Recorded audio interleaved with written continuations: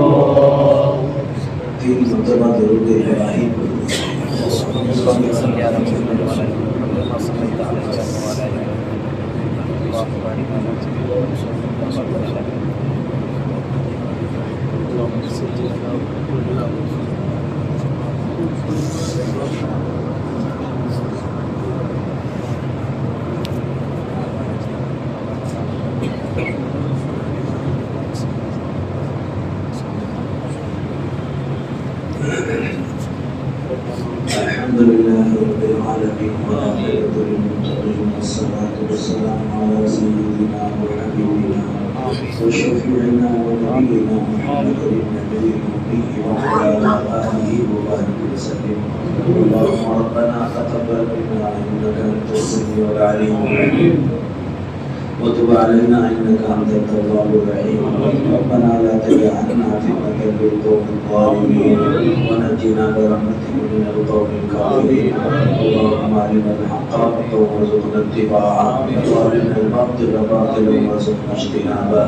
یا اللہ اپنا فضل ہم سب کے ساتھ شامل حال فرمائے، عافیت بھری زندگی سے مالا مال فرمائے، آفتوں سے ہم سب کو محفوظ فرمائے، ہر موڑ پر اللہ ہماری مدد فرمائے، اللہ ہماری رہبری فرمائے، اللہ ہماری دستگیری فرمائے، اللہ ہماری اصلاح، اللہ ہماری تربیت فرمائے.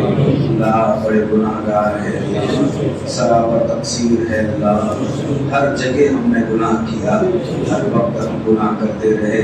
اللہ آپ کی نافرمانی کرتے رہے، اللہ آپ کا کھاتے رہے اور شیطان کے گن گاتے رہے.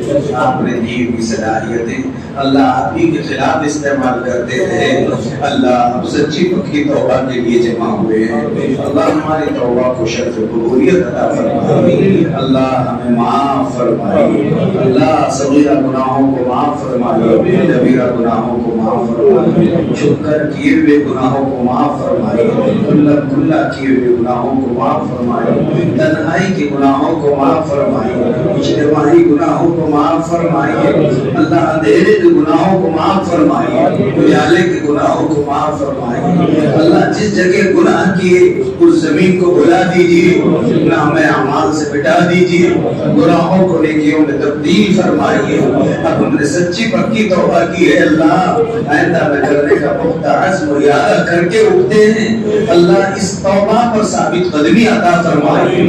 آج تک اور اب تک جب بھی جو بھی جہاں بھی چھوٹے بڑے گناہ ہوئے شرمندہ ہو کر معافی مانگتے ہیں اللہ آئندہ نہ کرنے کا پختہ عزم کرتے ہیں اللہ معاف فرما دیجیے اللہ معاف فرمائیے ہمیں معاف فرمائیے ہمارے ماں باپ کو معاف فرمائیے بیوی بچوں کو معاف فرمائیے بھائی بہنوں کو معاف فرمائیے بیٹا بیٹیوں کو معاف فرمائیے اللہ اہل خاندان کو معاف فرمائیے امت مسلمہ کو معاف فرمائیے ہمارے مرحومین کو معاف فرمائیے زندوں کو معاف فرمائیے ہر جگہ سب کو معاف فرمائیے پوری امت مسلمہ کو معاف فرمائیے اللہ آپ ناراض ہے اسی وجہ سے ہم بڑے حالات کے شکار ہیں رب العالمین معاف فرمائیے اور آپ کی ناراض کی خوشی میں تبدیل فرما دیجیے آپ ہی کو منانے کے لیے جمع ہوئے اللہ آپ راضی ہو جائیے پروردگار آپ خوش ہو جائیے اپنی خوشنودی عطا فرمائیے اپنی رضا کامل عطا فرمائیے آپ کی اتباع عطا فرمائیے پیارے حبیب کے طریقوں پہ چلنے والا بنا دیجیے آپ خوش ہو جائیے آپ کے پیارے حبیب کو ہم سے خوش فرما دیجیے اللہ ہم نے معافی مانگ لی اللہ ہمیں معاف فرما دیجیے نام اعمال میں اللہ گناہوں کو مٹا دیجیے اور رب العالمین آپ ہم سے خوش اور راضی ہو جائیے اللہ اب اس توبہ پر قائم رہنے کی توفیق عطا فرمائیے اس پر استقامت عطا فرمائیے اب ہم نے عزم ارادہ کر لیا جو جس گناہ میں جہاں بھی مبتلا ہے اللہ سب نے یہ طے کر لیا کہ اب میں چھوڑ رہا ہوں اللہ اب آپ چھڑا دیجیے چھوڑنا آسان فرما دیجیے گناہوں کو چھوڑنے کی صلاحیت ہمارے اندر پیدا فرمائیے اللہ ہم سب اقرار کرتے ہیں آپ ہی ہمارے اللہ اللہ آپ ہی ہمارے معبود اللہ ہم سب جم کر آپ پر ایمان لاتے اور اللہ آپ کے تمام احکامات کی تعمیل کرتے ہیں اللہ ہم نے بارہا توبہ کی لیکن شیطان کا وقت ہمارا پیچھا کیا ہوا ہے اللہ ہم نے غیبتوں سے توبہ کی اور پھر ہم غیبت کر ڈالتے ہیں اللہ ہم نے حسد سے توبہ کی پھر حسد ہو جاتا ہے اللہ بدگمانی سے ہم توبہ کرتے ہیں اور پھر حسد بدگمانی ہو جاتی ہے اور پھر حسد ہو جاتا ہے اللہ غلط باتیں ہم سے صادر ہو جاتی ہے اللہ ہم نے زنا سے بار بار توبہ کی اور پھر طبیعت زناکاری کی طرف مائل ہو جاتی ہے اللہ بدنگاہی سے بار بار توبہ کی اور پھر بدنگاہی کی طرف مائل ہو جاتے ہیں اللہ ایسے بہت سارے چھوڑنے کی چیزیں ہیں اللہ ہم چھوڑ دیتے ہیں اور پھر شیطان کم وقت مبتلا کرا دیتا ہے اللہ اسی لیے آپ کے دربار میں آئے ہیں کہ ہم پہلے تو اقرار کرتے ہیں کہ یہ گناہ ہم سے سرزد ہوئے اب معافی کی درخواست کرتے ہیں رب العالمین معاف فرما دیجیے مردوں کو معاف فرمائیے عورتوں کو معاف فرمائیے جوانوں کو معاف فرمائیے بوڑھوں کو معاف فرمائیے اللہ علاقے کے لوگوں کو معاف فرمائیے سارے عالم کے مسلمانوں کو معاف فرمائیے اللہ معاف فرما دیجیے گناہوں کو گناہ سمجھنے کی توفیق عطا فرمائیے اور اس سے چھٹکارا دیجیے زندگی اب بیت گئی اللہ گناہ کرتے کرتے اللہ بال سفید ہو گئے زبانیں گھس گئی منہ کے دانت گر گئے اللہ بدن کے اعضاء جواب دے گئے اللہ پھر بھی گناہ ہم سے نہیں چھوٹ رہے ہیں خدایا چھڑا دیجیے چھوڑنا آسان فرما دیجیے چھوڑنے کی صلاحیت پیدا فرما دیجیے ابتدا میں ماں کا دودھ پیتے رہے اللہ چھوڑتے نہیں تھے ماں نے بڑی تدبیروں سے چھڑا دیا ہمیں بتایا گیا ہے ایسی ماں سے ہزاروں درجے زیادہ آپ رحم کرنے والے ہیں اللہ جب ماں نے دودھ کی عادت چھڑا دی اللہ آپ گناہ کی عادت چھڑا دیجیے آپ چھڑانے پر قادر مطلق ہے اللہ اللہ ہم چھوڑنا چاہتے ہیں آپ چھڑا دیجیے ہم بچنا چاہتے ہیں آپ بچا دیجیے اللہ ہم پیچھے ہٹنا چاہتے ہیں آپ ہٹا دیجیے اللہ گناہوں کا خواب و خیال ختم فرما دیجیے گناہوں کی نحوستوں نے طاعت کی لذتیں ہم سے چھین لیے وقت گزر گئے اللہ ایک سجدے میں مزہ نہیں آ رہا ہے نہ تلاوت میں مزہ آتا ہے نہ دعاؤں میں مزہ آتا ہے نہ مسجدوں میں دل لگتا ہے سب شیطان کے اڈوں نے ہمیں تباہ برباد کر دیا خدایا دلوں کو ویران کر دیا ہمارے دل اجڑ گئے اب ہم توبہ کرتے ہیں معافی مانگتے ہیں اللہ آپ اپنا بنا لیجیے، اللہ سچوں کے ساتھ رہنے کی توفیق عطا فرمائیے، اچھی صحبتیں عطا فرمائیے، اچھوں کے ساتھ رہنا آسان فرمائیے، گندی عادتیں چھڑا دیجیے، گندی خصلتیں ختم فرما دیجیے، اچھے ماحول میں تبدیل فرما دیجیے اور آپ راضی اور خوش ہو جائیے۔ آج کی اہل مجلس پر اللہ نظر کرم فرما دیجیے، محبت کی نگاہ ڈال دیجیے، علیکم اہل خاندان، بیوی بچے، اللہ گھروں میں خوش و خرم اللہ زندگی نصیب فرما دیجیے، ہم سب کو حیات طیبہ اور طویلہ عطا فرمائیے۔ میرے بہت سارے بھائی حاضری دینا چاہتے تھے آ نہ سکے، ان سب کا حصہ ہمارے دعاؤں میں شامل فرما دیجیے اور پورے امت میں خوشگوار انقلاب برپا فرما دیجیے۔ صلی اللہ ہمارے فلسطینی بھائیوں کے حق میں اللہ بڑے عاجزی کے ساتھ ارداس کرتے ہیں، اللہ آج ہم نے نہایا دھویا کھایا پیا، اللہ ہم شوق سے رہے، اپنے سارے شوق پورا کرتے رہے۔ اللہ میرے وہ بھائی بہنوں کی زندگی بڑی رچی بنی ہوئی ہے، اللہ وہ بھوکے ہیں، اللہ وہ پیاسے ہیں، اللہ وہ پریشان ہے، وہ ہمارا خون پانی ہے، ہمارے بھائی ہے، ہماری بہن ہے، خدایا ہم انہیں کیا بھیج سکتے ہیں؟ یہ چنار کو کیا آنسو کے قطرے ہیں، ان کے حق میں قبول فرما لیجیے، میرے بھائی بہنوں کی مدد فرما لیجیے، ان کو راشن غلہ دیجیے، اے بھوکوں کو کھانا کھلانے والے اللہ، اے پیاسوں کو پانی پلانے والے اللہ، اے بیماروں کی شفا دینے والے اللہ، یہ ساری حاجتیں آپ کے دربار میں پیش کرتے ہیں۔ اللہ میرے بھائی بہنیں اللہ بہت پیاسے ہیں، بڑے بھوکے ہیں، اللہ بیمار ہے، اللہ کفن بھی نصیب نہیں ہو رہا ہے، اللہ کیسی حال ہوتا ہوگا، ماں کی گود میں بچہ دم توڑ رہا ہے اور باپ کے سامنے اللہ بچہ دم توڑ رہا ہے، شوہر کے سامنے بیوی دم توڑ رہی ہے اور بیوی کے سامنے شوہر دم توڑ رہا ہے۔ اللہ یہ تو اب آپ ہی کے فیصلے ہیں، یہ آسمانوں میں فیصلے ہوتے ہیں اور زمین میں بندے تدبیر بناتے ہیں۔ اے آسمانوں پہ فیصلے کرنے والے اللہ، میرے فلسطینی بھائیوں کی مدد فرمائیے، نہایت مسلمانوں کی مدد فرمائیے، اللہ ان کو ہمت عطا فرمائیے، طاقت عطا فرمائیے، حوصلے عطا فرمائیے، ان کے اناج غلے کا انتظام فرما دیجیے، دواؤں کا انتظام فرما دیجیے، ان کو شفائیں کامل عطا فرما دیجیے، ان کی شہداء کی مغفرت فرما دیجیے۔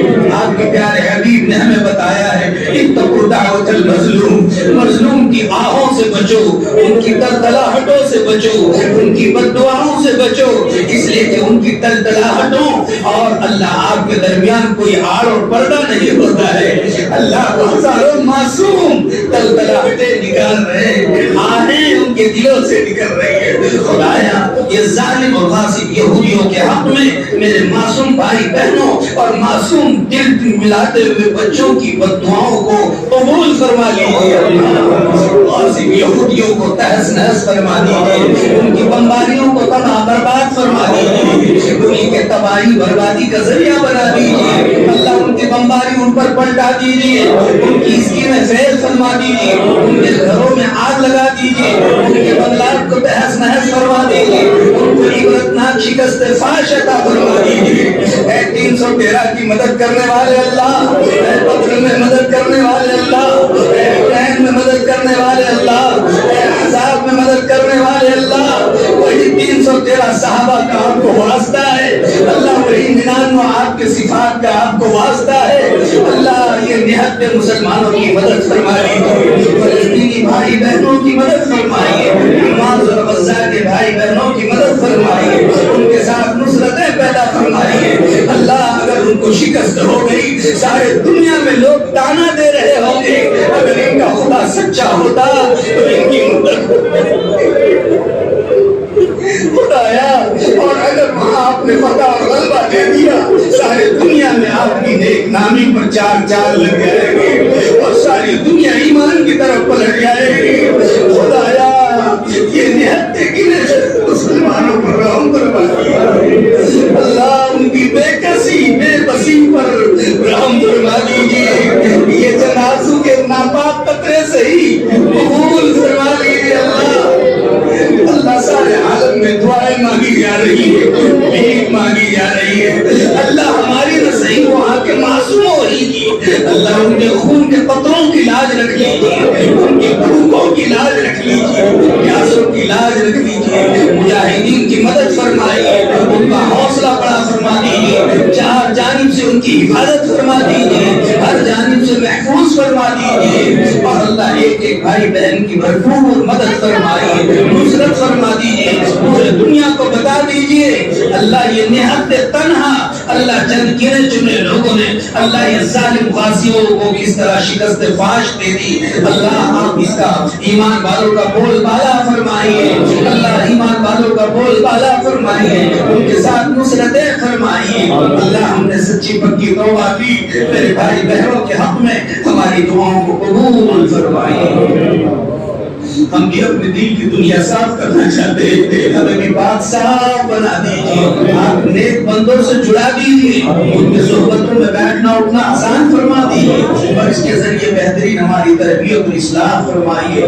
آج کے ہماری اس مجلس کو زندگی میں خوشگوار انقلاب لانے کا بہترین ذریعہ بنا دیجیے، خصوصاً اس علاقے میں اور عموماً سارے علاقوں میں اللہ ہدایت کی ہواؤں کو عام اور تام فرما دیجیے، ہونے والے اللہ یا مومن آباد تعلقے کے اجتماع کو قبول فرمائیے، اس کی برکات کو چار دانگ عالم میں عام فرمائیے، سب کے حق میں وہاں سے نکالنا آسان فرما دیجیے، پیارے آقا کی برکتوں سے دعاؤں کو قبول و مقبول فرمائیے، جزا اللہ عنا محمد و صلی اللہ تعالی علیہ وسلم، سبحان ربک رب العزت عما یصفون، سلام علی المرسلین والحمد للہ۔ میں فوراً آزاد ہوگی، نماز ہم نے نہیں پڑھی ہے، کہیں ایسا نہ ہو کہ ہماری نماز جماعت چھوٹ جائے، خدا را نماز دونوں کی بات ہے، جماعت چھوٹنے سے بچیں، جلدی سے جن کو وضو ہے پہلی صف میں بیٹھیں، جن کو وضو نہیں ہے جلدی وضو بنائیں۔